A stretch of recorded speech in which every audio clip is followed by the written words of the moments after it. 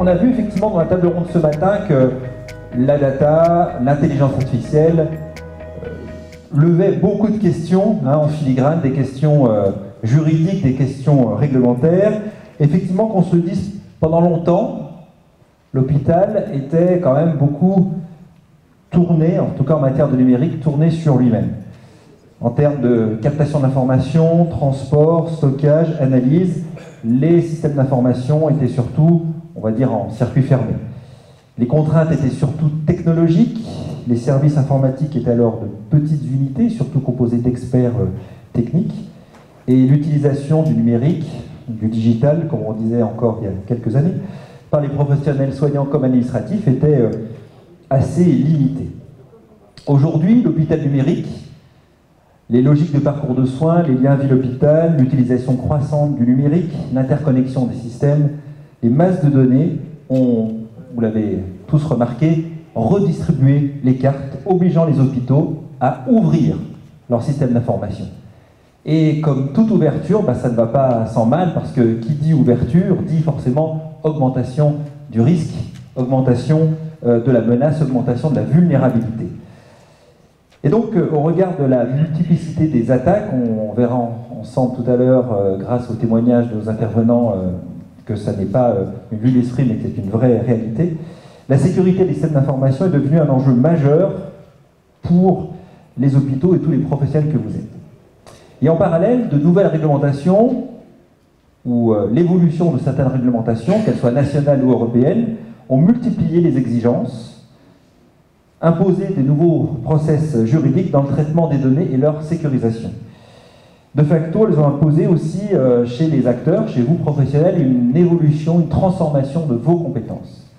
Dès lors, comment sécuriser dans la complexité, comment prendre en compte les nouvelles exigences légales et réglementaires dans un management de la sécurité repensé, eh bien c'est tout l'enjeu de cette table ronde que nous allons débattre avec nos 4 intervenants. Alors je commencerai effectivement, c'est bien parce qu'on a un peu féminisé la table ronde par rapport à ce matin, mais la parité ce sera un autre sujet, on verra ça pour une prochaine table ronde. Donc à ma droite, Maud Lambert. Maud Lambert, vous êtes avocate consuelle au sein du cabinet Hoche Avocat. Votre expertise depuis 10 ans est dans le secteur du numérique. Vous intervenez spécifiquement dans le domaine de la santé, aux côtés de sociétés grands comptes, de start-up, d'établissements de santé, publics-privés, pour des problématiques liées à l'utilisation des données personnelles, aux licences de logiciels, aux projets de transformation digitale, aussi bien en termes de conseils, mais aussi parfois de contentieux, quand le conseil n'a pu se faire. À votre droite, le régional de l'étape, que tout le monde connaît, mais que je présente quand même, Lionel Rosier, vous êtes le directeur adjoint de CEPAGE, ingénieur en informatique. Vous avez commencé votre carrière à CEPAGE en 2001, d'abord sur le dossier médical. En 2005, vous avez basculé sur les projets d'architecture logicielle pour consolider la nouvelle offre CEPAGE. Et en 2014, vous avez pris la direction du pôle qualité et méthode qui regroupe la qualité logicielle, l'interopérabilité, dont on a beaucoup parlé ce matin, l'architecture applicative et la sécurité.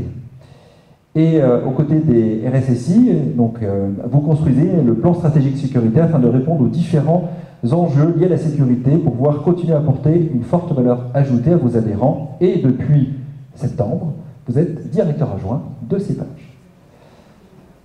À votre droite, Hervé de Belnay, vous êtes Global Manager Sécurité Sensée chez GFI Informatique, donc qui est ce groupe français d'informatique, mais à la fois présent à l'international, plus de 16 000 collaborateurs, je crois.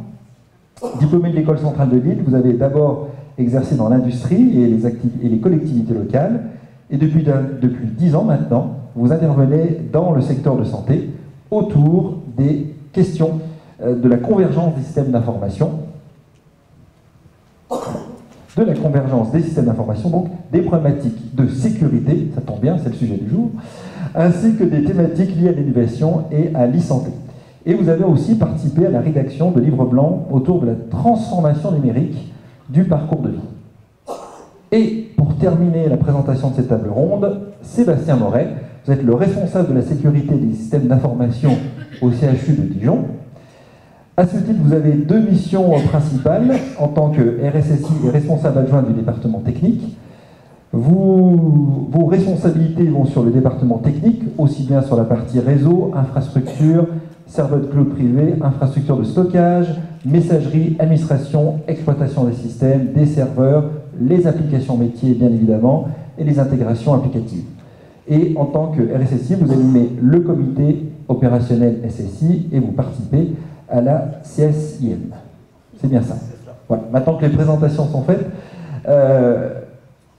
quoi qu'il en soit, effectivement, on avait évoqué ce matin dans la table ronde la mutation culturelle et que le code, on pourrait dire, faire sans mauvais jeu de mots, a changé. L'hôpital ouvert, les systèmes d'information ouverts, des nouvelles contraintes, des nouvelles exigences, bref, le panorama a quand même considérablement changé. Et avant de rentrer, je pense qu'il est important qu'on refasse quand même un tour d'horizon de l'écosystème juridique et réglementaire dans lequel nous sommes aujourd'hui, qui permettra de mieux comprendre et ensuite de mieux articuler les questions de la salle. Alors, je vais me tourner vers nos deux experts techniques. Enfin, tout le monde est un peu expert autour de la dame, enfin, ceux qui sont plus experts sur le sujet. L'écosystème de la santé a vraiment changé et beaucoup de nouvelles lois sont apparues. Tout le monde a entendu parler du RGPD, bien évidemment, mais ça n'est pas la seule. Alors, si Hervé de Benet, si on refaisait un panorama des principales lois qui impactent aujourd'hui le quotidien hospitalier. Alors aujourd'hui, il y a des évolutions qui sont liées en fait à la réglementation. Donc Maître Lambert détaillera. Il y a effectivement tous les textes qui sont issus de la loi de modernisation du système de santé, qui a notamment donné un certain nombre de contraintes et d'exigences, qui a aussi mis en place le principe des GHT.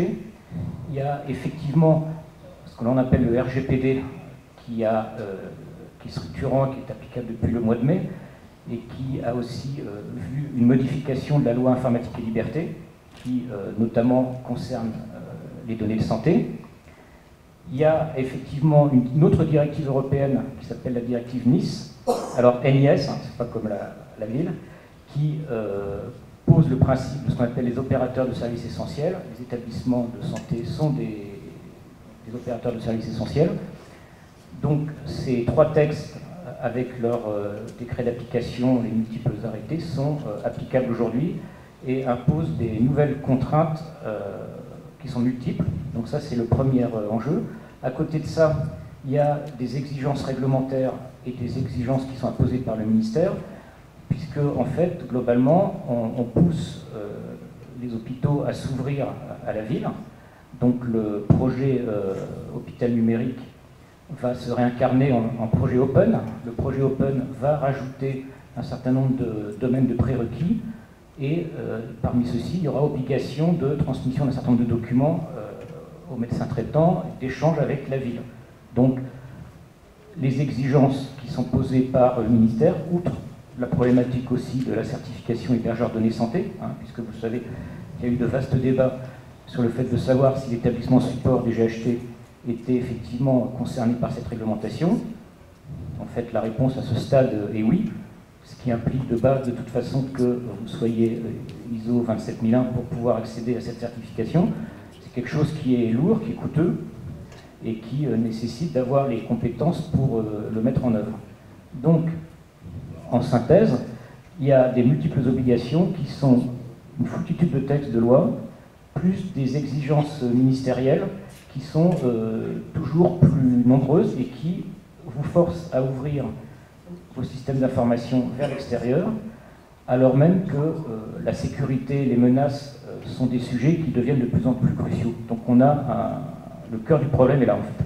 Donc on est presque dans un système paradoxal, si je suis votre raisonnement, parce qu'effectivement, l'exigence fait qu'aujourd'hui, il faut ouvrir les systèmes d'information, et plus on ouvre, plus on augmente le risque.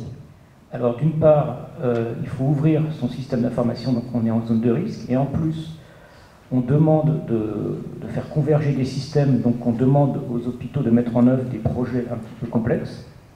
Et quand on met en œuvre des projets complexes, c'est là où il y a des vulnérabilités qui arrivent, qui souvent peuvent générer des difficultés. Je prends un exemple. L'an dernier, il y a un très gros laboratoire américain qui a été une des victimes, dont la presse a parlé, de WannaCry, qui était en fait un ransomware. Ransomware, c'est une espèce de virus qui se met dans vos systèmes et qui vous bloque, qui vous crypte vos données, et puis il faut payer une rançon pour y accéder. Évidemment, quand un dossier patient est crypté, c'est un petit peu gênant. Et donc, ces gens-là avec qui on travaille, ils nous ont expliqué la cause du problème, c'est qu'ils étaient en train de faire une migration de leur système, et pendant cette période, qui est forcément une période de fragilité, en fait, est arrivée une faille qui s'est introduite. Les 300 000 postes de travail ne pouvaient plus être utilisés, donc pendant 15 jours, ils sont revenus au papier pour pouvoir continuer à travailler. Et donc, le fait que les systèmes évoluent s'ouvre, c'est un premier risque, et que les systèmes évoluent, c'est un risque, effectivement. Je vous laisse tous projeter si pendant 15 jours, imaginez que vous revenez tous au papier. Je vois dans des têtes qui non, mais il n'empêche que c'est arrivé. Donc c'est un cas quand même assez... qui n'est pas courant quand même, hein. Donc faut pas... Mais en tout cas, ça veut dire que la menace est réelle. Alors, Maud Lambert, en tant qu'avocate, effectivement, je pense que toutes ces lois sont vite complexes à comprendre. Maintenant, celles qui, dans le panorama que nous a présenté Hervé Delbennay, elles ont des impacts différents, mais qu'en est-il, par exemple, vous, en tant qu'avocate, dans votre spécialité, comment vous intervenez et comment vous aidez finalement vos clients en les accompagnant dans cette démarche assez complexe? La difficulté numéro 1, c'est que nul n'est censé ignorer la loi. Ça, malheureusement, ça c'est un fait. Alors, ce qu'on fait, c'est évidemment, en fonction disons qu'on va prendre un référentiel légal, donc la directive Nice, le RGPD, et on va regarder à l'intérieur de tous les processus de l'entreprise, de l'établissement, d'une clinique. Donc quand on dit processus, c'est eh bien toute la partie RH, parce qu'on a forcément une partie RH et toute une partie patient. Si on doit vraiment limiter à ça, on a aussi une partie qui s'appelle fournisseur, qui est effectivement le lien avec tous les prestataires avec qui vous pouvez avoir échangé. Et donc en fait, on prend ces différents processus comme ça, et on regarde dans chacun, à l'intérieur de tous ces processus, quelles applications sont utilisées. Et pour chacune des applications, eh bien, si le RGPD, et je peux éventuellement détailler, est respecté, si les mesures de sécurité mises en œuvre sont suffisantes, pour avoir un peu un état des lieux, regarder ce qui est conforme et ce qui ne l'est pas, parce qu'il vaut mieux savoir ce qui n'est pas conforme, pour à tout le moins prendre la décision d'accepter le risque, ou finalement de dire non, ça c'est trop risqué, je prends un risque trop important en matière de fuite de données, en matière de sanctions administratives. Et bien dans ces cas-là, je vais réfléchir à soit changer de logiciel, faire des développements complémentaires pour se mettre en conformité. Voilà un petit peu comment on raisonne. J'espère que c'est clair. Donc à la fois l'approche, elle n'est pas purement que juridique. Non, elle est aussi juridico-technique. Bien sûr. Parce que l'un ne va pas sans l'autre. Tout à fait. On ne peut pas avoir juste une approche juridique des textes en disant, bon ben voilà, il vous faut un consentement, merci de recueillir le consentement et vous serez conforme. Voilà, il faut quand même s'adapter à tous les logiciels, à toutes les applications, à la réalité numérique, c'est-à-dire qu'aujourd'hui, on n'a pas un médecin qui n'utilise plus son téléphone portable pour transmettre soit des images, soit des SMS éventuellement, soit directement à ses patients, soit à d'autres confrères. Donc il faut s'adapter à cet environnement numérique et trouver des solutions alternatives. On ne pourra pas tout empêcher, on ne pourra pas se conformer à tout parce que parfois c'est trop lourd financièrement. Donc on trouve des solutions alternatives. On peut imaginer, je dirais de manière simple, eh bien de faire une veille en tout cas de faire une charte à l'intérieur d'un établissement de santé pour dire aux professionnels, bah oui, vous allez utiliser votre téléphone personnel, eh bien, il faut prendre telle mesure à minima pour assurer la sécurité des données. Faites attention. Vous savez, il y a aussi des applications qui ont été considérées comme conformes, peut-être ça vaut le coup de les utiliser. Voilà, de mener un petit peu des travaux comme ça en parallèle d'une mise en conformité strictement technique et parfois lourde à mettre en œuvre. Comment justement cette mise en conformité technique au sein du CHU de Dijon, vous l'abordez? Parce que vous en conviendrez, dans l'échange préparatoire qu'on avait eu ensemble, c'est de votre fait que vous me disiez qu'effectivement pendant longtemps, ce que j'ai repris dans mon introduction, que l'hôpital était fermé, aujourd'hui l'hôpital ouvert change la donne. Oui, bien sûr. En fait, tout ce qui a été dit est bien, c'est exactement ça. On doit mettre en place les textes, les directives et tout. Ensuite, quand ça arrive à l'hôpital, justement, là, nous, on est confrontés tout de suite à l'usage et l'expérience utilisateur. Que la problématique va être comment arriver à mettre en place des mesures de sécurité. Alors certes, on peut mettre en place des chartes, mais on sait très bien que la charte est rarement lue. On peut mettre en place... Le but du jeu est d'essayer de trouver en fait des alternatives d'un point de vue expérience utilisateur pour que le professionnel voit son temps de travail raccourci ou amélioré, toutes nous en assurant une certaine sécurité. L'exemple typique que je donne, c'est aujourd'hui, on a tous des logins et des mots de passe. On a 10, 15, en tout cas au CHU, il n'y a pas loin de 200 applications métiers. Un infirmier, une infirmière utilise en moyenne entre 10 et 15 applications métiers. Donc ça lui fait 10 logins et 10 mots de passe à se rappeler. Le moyen technique qui peut être intéressant pour lui, c'est d'essayer d'avoir déjà un seul et même login et même mot de passe si on arrive à plugger une application métier à un annuaire d'entreprise. Si c'est pas possible, essayer de mettre en place des technologies de SSO, de Single Sign-On, voire même après, pour éviter que l'utilisateur ait un login et un mot de passe à se rappeler, essayer de mettre en place une carte d'établissement. Il va mettre sa carte d'établissement dans son PC, il va avoir une session qui s'ouvre, il enlève sa carte, la session est verrouillée. Si on a la possibilité de mettre des infrastructures virtuelles en place, son bureau est conservé, il va sur un autre PC, il retrouve sa session telle à l'endroit où il était, avec son logiciel métier ouvert, avec son Word ouvert, ce genre de choses. Donc ça, c'est une cible sur laquelle nous on essaie de travailler, c'est-à-dire améliorer la sécurité tout en améliorant l'expérience utilisateur. En revanche, et c'est là la problématique de nos établissements, c'est que c'est un coût humain, c'est un coût organisationnel, c'est un coût aussi financier. Ce sont des projets qui peuvent être menés que sur plusieurs années. Comment, au sein de CEPAGE, vous avez pris en compte, abordé ces questions juridiques qui aussi impactent aussi votre quotidien? En fait, c'est une problématique qui est double pour CEPAGE, puisqu'il faut à la fois se conformer à ces réglementaires pour notre siège, pour le JP CEPAGE, donc au travers des applicatifs qui sont mis en place, notre RH, notre petite CRM, et puis d'un autre côté, être en conformité vis-à-vis de nos logiciels, et puis vis-à-vis de nos interactions avec les établissements de santé, qui sont nombreuses dans le cadre de la télématinence notamment. Donc là, c'est appliqué, en fait, ce qui est recommandé dans la plupart des réglementations, c'est une gestion par les risques, donc comme Maître l'a cité, bien identifier, cartographier quels sont les traitements, quelles sont les données, quels sont les actifs, donc les valeurs, et puis ensuite faire une cartographie des menaces, des vulnérabilités si on les connaît, malheureusement on ne les connaît pas toujours, et puis ensuite c'est apporter une réponse qui va être proportionnée à la menace et au risque. Parce que le danger aussi dans la sécurité, c'est de faire quelquefois de la sursécurité. On sait que les budgets ne sont pas extensibles, comme vous l'avez signalé, et apporter la sursécurité sur un seul composant au détriment d'autres, c'est... Qu'est-ce que vous entendez par sursécurité, par exemple, concrètement? Par exemple, mettre beaucoup de mesures préventives ou beaucoup d'éléments techniques de sécurisation sur un seul applicatif. Par exemple, dans l'hôpital, nous, on est une pièce du puzzle, mais il y a énormément d'applicatifs. Et puis, à côté, par exemple, on a oublié de sécuriser un autre applicatif où il n'y a pas de firewall applicatif, il n'y a pas de vérification réseau, ce genre de choses. Donc là, forcément, l'attaque va se produire là où il y a le plus de failles. Donc ce qu'il faut, c'est faire une sécurisation périphérique et puis avec plusieurs niveaux. Maud, vous vouliez réagir tout à l'heure au propos de Sébastien Moret? Oui, je voulais quand même ajouter qu'il y a, effectivement, on va mettre en place des mesures de sécurité, mais il y a aussi ce qu'on appelle des bonnes pratiques.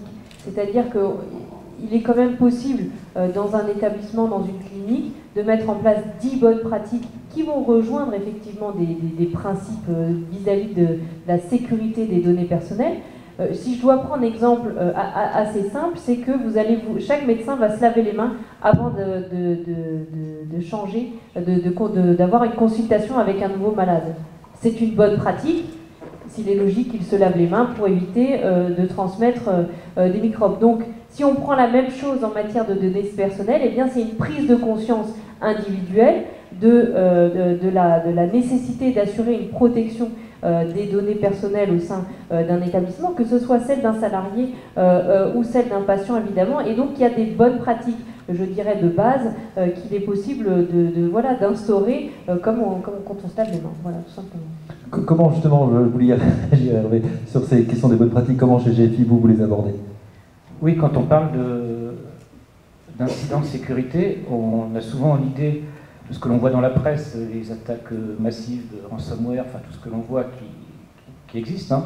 Mais à côté de ça, pour nous, il y a deux types de menaces. Il y a des menaces intentionnelles, donc là, des gens qui introduisent des virus, voire de la malveillance à l'intérieur de l'hôpital, d'un acteur qui n'est pas content, qui est partie de la structure et qui vient se connecter pour prendre des données. Donc ça, c'est une première partie. Donc la menace volontaire, on va dire. Menace volontaire, oui. Okay. Et puis la deuxième partie, qui est la plus grosse partie, ce sont un peu de la négligence qui peuvent générer potentiellement des risques. Alors, il y a plusieurs exemples. Hein.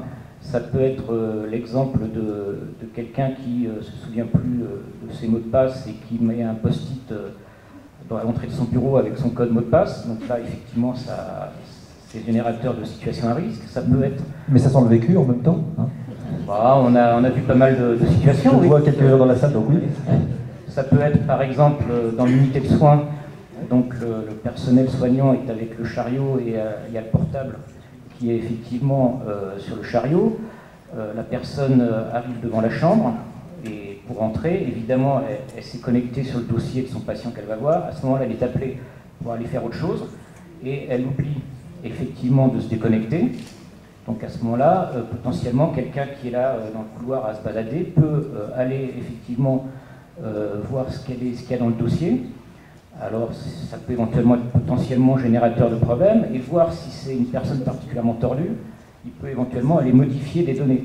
Parce que les gros problèmes de sécurité, c'est d'une part la fuite de données, mais il y a un problème qui est encore, enfin tout est grave, mais il y a un problème qui est encore plus grave, c'est la compromission de données, c'est-à-dire aller modifier les données d'un dossier patient, ça peut potentiellement générer des risques. Donc il y a plein de use cases quotidiens qui font que potentiellement il peut y avoir des incidents, et c'est la majorité des cas.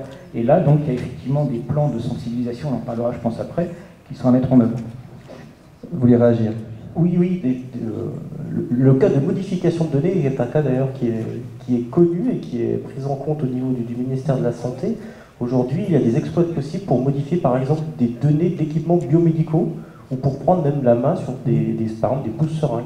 Donc derrière, l'impact il peut être désastreux d'un point de vue soin sur le patient, on peut lui donner trop de médicaments, ou voire on peut fausser un résultat. Et là, on est dans quelque chose qui pourrait s'approcher d'une forme de terrorisme quelque part, en tout cas extrêmement malveillant, parce qu'entre le premier exemple que vous donnez, où je ne peux plus accéder à mon poste informatique contre rançon, est une démarche différente qu'une nuisance dont je ne vais pas forcément m'en rendre compte immédiatement, où il n'y a pas d'objectif, en tout cas financier direct d'une rançon. Là, c'est vraiment une autre approche. C'est une autre approche, oui. Beaucoup plus malveillante, en tout cas. Oui, voilà, ça peut être l'œuvre d'activistes, ça peut être l'œuvre, voilà. Et ces exploits sont faciles à trouver, en tout cas pour certains appareils biomédicaux, il suffit d'aller sur des sites GitHub et compagnie, et on trouve le code source du logiciel, donc c'est vraiment accessible.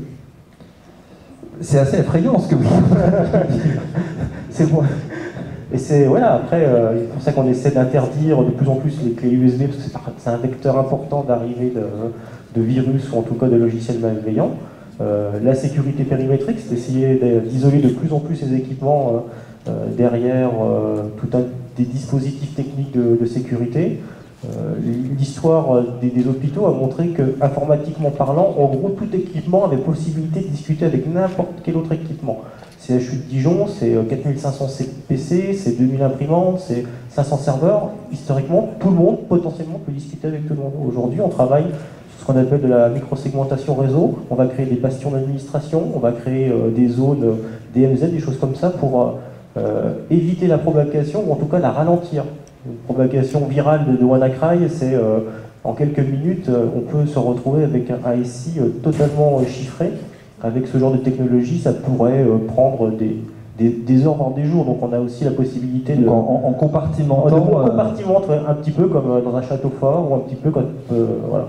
Mais en même temps, est-ce qu'on n'est pas dans ce qu'évoquait tout à l'heure Lionel, si on compartimente trop, on est aussi dans un système de sursécurité quelque part? Puis surtout, on est dans des problématiques après de temps d'intégration de logiciels qui s'allongent. Là où avant, en gros, on mettait un câble réseau, ça fonctionnait. Aujourd'hui, il faut prendre des jours pour que aussi et là-dessus aussi, c'est la problématique qu'on a vis-à-vis des éditeurs, c'est qu'on ne sait même pas aussi, ou eux ont du mal même à nous expliquer comment discutent leur application. On a des éditeurs majeurs du marché, les Américains, qui nous disent non, laissez tout ouvert, en gros, on ne sait pas comment ça fonctionne. Donc là aussi, il y a un travail. Non, c'est pas le cas de CEPA, j'en ai rassuré. Ah non, mais c'est 99% des éditeurs qui sont dans ce cas-là, ou des fabricants de matériels biomédicaux. Donc notre problématique, elle est énorme en fait là-dessus. Ce qu'on peut rajouter, c'est le côté humain en fait. Je pense que 80% ou 90%, je ne sais plus quelle étude j'ai vue, des problèmes de sécurité viennent de la composante humaine. Mais il faut aussi se mettre à la place de l'utilisateur, parce qu'aujourd'hui, appliquer la sécurité telle que vous la décrivez, c'est beaucoup de contraintes dans le travail.